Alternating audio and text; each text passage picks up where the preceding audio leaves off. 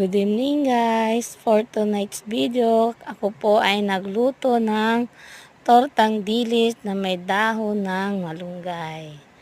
Ayan guys, ang aking finished product ng tortang dilis na may malunggay. At para sa inyong kaalaman, ito po ang aking ingredients: malunggay na dahon, dilis, at nilagyan ko po ng bawang, paminta, asin, at magic sarap. Yan po. Alamin po na natin mabuti kung mainit ang mantika bago po ilagay yung ating tortang dilis, at dapat konti lang para hindi masyado makapal at maluto pong mabuti. Ayan guys, ang aking finished product. Kain na tayo guys, at kailangan i-strain nyo po para po mawala yung masyadong sobrang mantika. Ayan po ang tortang dilis na may dahon ng malunggay.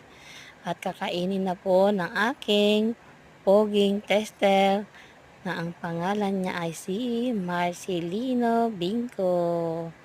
Masarap ba, Marcelino, ang tortang dilis ni nanay? Wow, thank you for eating Mama's Cook. Yan po guys, masarap magluto para sa ating family. Mama Cook with Love. Thank you for watching guys. Good evening.